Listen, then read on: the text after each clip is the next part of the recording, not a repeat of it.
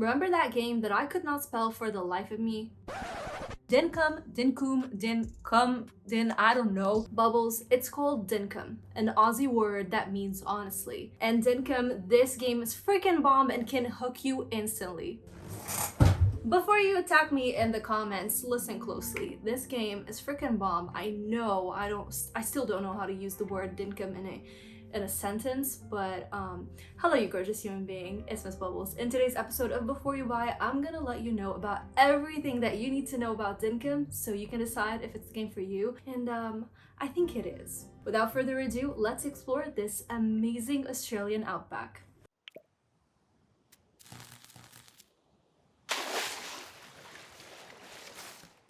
You start off the game by choosing how you want your character to look like, and I know a lot of you really appreciate that in games, including myself, so we have that here. From skin tone, hairstyle and color, eye shape, and more, you give yourself a name and your story begins. You used to live in South City, a very cold and miserable place that you cannot tolerate anymore. So you decide to accompany Fletch, your Tom Nook alternative, to a new land and start a new life there. As you're landing in Teddyland, because every single game where I can name my town, I will go ahead and call it Teddyland, you'll notice the quick resemblance to Animal Crossing New Horizons. The airship is flying through and you can see the wild outbacks down below. The world might seem pretty empty as you're taking a look around in terms of human beings and buildings, but it does not disappoint when it comes to the difference and variety in the areas that you can explore, as well as the wild animals. And I praise the developer gods for giving us a map. I always appreciate one, and we have access to different symbols like a star or a gem or an X sign, so we can go back to wherever we wanted to visit again. But I would love if we can get some unique names for the different areas to kind of build upon the lore of the world. Speaking of areas, you'll see beautiful open waters with feisty jellyfish and sharks. You're gonna see ponds with cute little fishies, but also open wilderness that switches between tropical forests and fierce deserts. And every time you go somewhere new, you'll see the interaction between the predator and the prey. You'll experience crocodiles attacking kangaroos and ostriches, but also see very cute stray dogs and gorgeous birds just living their life. And I really appreciate this aspect of the game. Even though at the beginning we don't have access to many NPCs, there's still this beautiful charm that you see, especially when you see the different animals just interacting with each other. Not only does Dinkum let you experience beautiful textures and shadows, but it also enables you to enjoy calming music when you're roaming around, and then you have these upbeat tunes every time you're in trouble, and you're gonna be in a lot of trouble. We'll get into that. I also like that the music is not playing 24/7, so sometimes you hear it, other times you're just experiencing the plethora of sound effects. You're gonna have the sound of mosquitoes, your footsteps, kangaroos just jumping around, there's the sounds of every single tool that you use, and so on, and you'll definitely feel immersed in your surroundings. Not only that, but I also love, in terms of the presentation here, the mixture between the 3D NPCs, flowers, trees, animals, and then the more square-shaped land, which gives this unique art style that I very much enjoyed. Presentation is very distinct here, and it sets it apart from the other games, so it had a very unique place in my heart.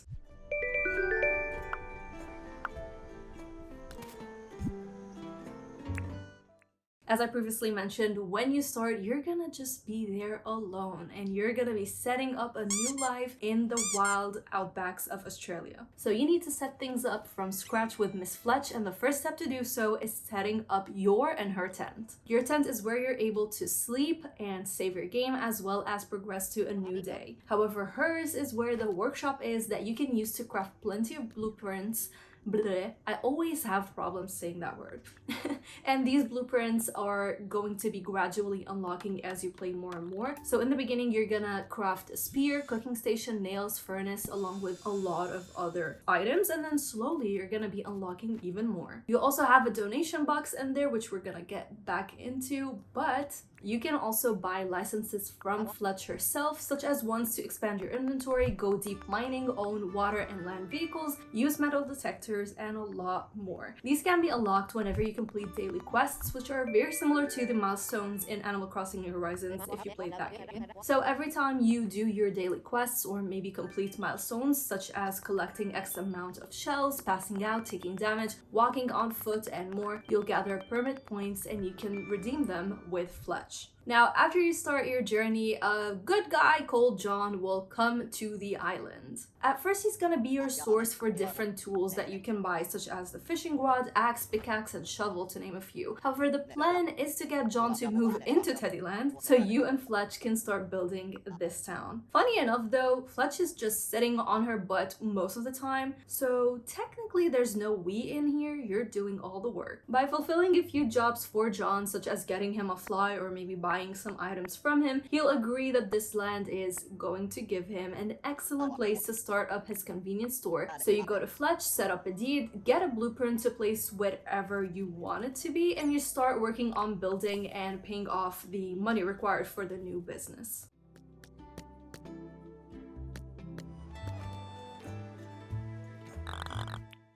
And this leads us to collecting resources in this game. Everything that you're gonna do needs a lot of materials to make, craft, or build. That's why the tools you buy are very important. They're gonna let you fish, catch bugs, find unique metal items, chop off trees, collect ores, and such to either sell off, use to craft, or build. The more things you do, the more you'll level up, thus unlocking new blueprints that you can create, and of course, the more permits you can buy, and again, the more items you can craft. And it's true, very quickly, you'll find yourself just being able to craft new paths and fences and bridges and boats and more to make life easier, but it can be a little bit overwhelming. But to me, it was just super fun to engage with. You also get the chance to farm based on my understanding, and I did buy the license for that, but I never got the chance to do that because when I say you have a lot of things to do, trust me, like the content here, it's a lot. And one thing that I love is how we can see the leveling up process every time you go to bed. So as you can see on the screen, which I really love how it looks, you see that there's just something so satisfying seeing how many bucks you got, or how many fish you collected, or how many dinks, which is the in-game currency that you made for the day. Keep in mind though that the tools that you use have a durability bar, so the more you use them, the more likely they're gonna break. So that's why I would recommend you always have a spare one if you feel like the one you have right now is gonna go bye-bye on you. But of course, as you progress through the game and unlock more things, you will get access to the toolkit or some repair stations, and these will help you repair these items and not have to buy them every time. There's also a day and night cycle as well as seasons, so you need to keep that in mind because certain mosquitoes or like flies, whatever, butterflies, whatever it may be, will be present at certain times of day as well as certain seasons. Another thing that I want to draw your attention to is the simplicity of using the tools. Everything is just very easy to manage, including the fishing rod, which is usually tedious in a lot of games. In here, you just throw your rod, you're gonna wait for a fish to bite,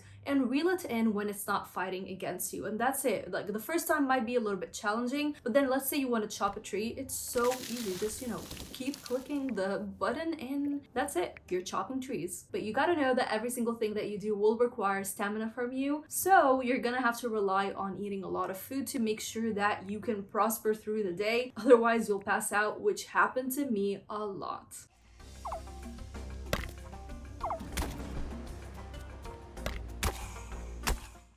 And as we were tackling the stamina mechanic, you have to know that this game is pretty feisty. As I previously mentioned, you'll come along some pretty difficult animals like the crocodiles, the porcupines, jellyfish, sharks, and more. And as you progress through the game, you'll also get some bounties to either kill or capture these very feisty animals. And this is where you also encounter different boss fights like the alpha crocodile, which kept knocking me the heck out. For now, to me, the biggest issue in combat is the dodge mechanic. We do not have one. So these bosses do massive damage, and it's so frustrating to get out of their way when they throw in some special butt-whooping attack, like this one where just you can see the rocks are just spawning everywhere and I'm getting overwhelmed very easily. But I did address this issue with the solo developer. Yes, this entire game is made by one person called James. James, you're doing an awesome job. Anyways, James told me that there's a plan to add dodge and block mechanics to make the game just smoother, especially combat, because survival mechanics are very crucial here. As you can see on the top left, the health and stamina bars set this game apart from, let's say, Animal Crossing. So again, survival element is very important. To make the food that I was talking about earlier, you can use your cooking station or barbecue to grill some of the meat that you gather from the animals to boost your attack, HP, and stamina, but I was just never able to kill any boss, to be honest, because I was dead within 2 attacks, so I think a dodge mechanic will just make the gameplay more fair and fun.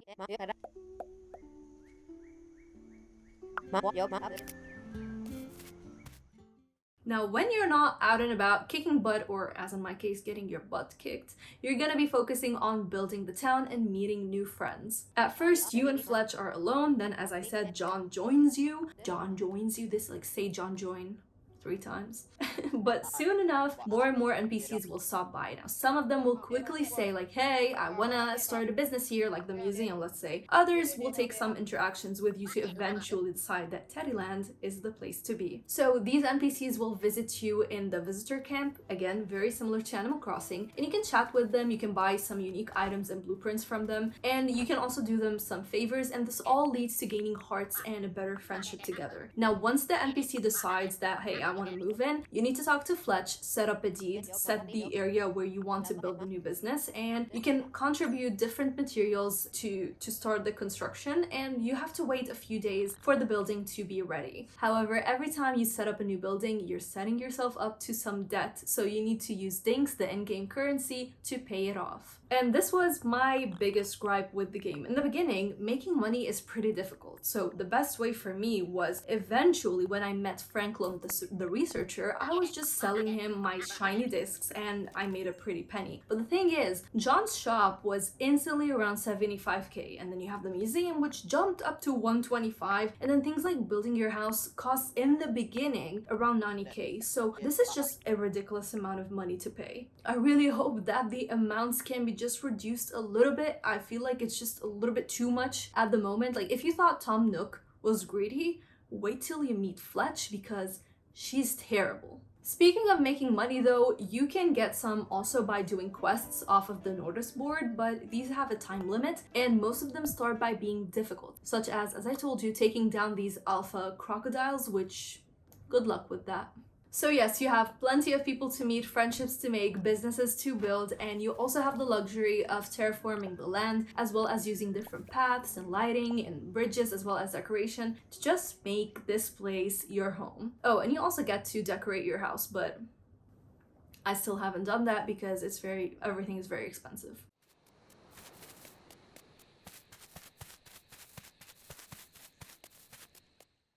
So we talked about the greatness and a few gripes, but is Dinkum the game for you? We're gonna go by this game is for you, if not for you, if, and my personal verdict. This game is definitely for you if you love Animal Crossing and, you know, some elements of Minecraft and then bringing this new edge. This game is also for you if you love a combination of life sim, farming, crafting, and survival genres. It's for you if you love a game that has so many, and I'm saying so many things to do and enjoy. And it's for you if you enjoy a co-op so you can play with your friends and family, but I never tried it because I just don't have anybody to play with. But anyways, this game is also for you, of course, if you'd like to support the dev, and I think James deserves every bit of help to make this project an even more awesome one. This game is not for you though if you get very easily overwhelmed, because as I said, there's a lot of things to do, a lot of things to craft right off the bat. So if that just makes you feel not too happy, then this game might not be for you. This game is also not for you if you don't appreciate survival mechanics in the game at all, because it is needed if you want to progress your story and unlock everything Dinkum has to offer. It's also not for you if you don't like grinding whatsoever, because, you know, these kind of games, it's all about the grind anyways. And this game is not for you if you don't like early access or not fully completed games, since the game is a work in progress, but in my opinion, at this stage, it's already a really good one. As for my personal opinion, this game is freaking bomb. Really, like, I can't wait. Yes, this game is coming to the Nintendo Switch, so I can't wait to see how much time I'm gonna spend just bed gaming and having a great time in this Australian outback. I love how vast the game is already, just like in early access. We have so many things to do. I also love being able to see how this project will unfold and, you know, take a look at this upcoming roadmap. We already have a lot to expect. This is such a well done title where you can see how you can take inspiration from a game like, let's say, Animal Crossing, but then you can do enough to set yourself apart from the plethora of other games in the same genre. So is this game a hit or miss for you? Let me know down in the comment section, because I love interacting with everybody. If my videos save you some cash or maybe help you find some hidden gems, then consider visiting my Patreon page. Thank you to my bubbly patrons for the support, and a shout out to, and I'm gonna have to read y'all's names because y'all delivered. Thank you so much, I love you so much. But a special shout out to Justin, Faye, Jacob, Kosal, Stephanie, Dan, Evan, Nathan, Janet, Ante, and Jose for going the extra mile. As always, stay bubbly, stay positive, and I'll see your gorgeous beauty in the next one. Bye!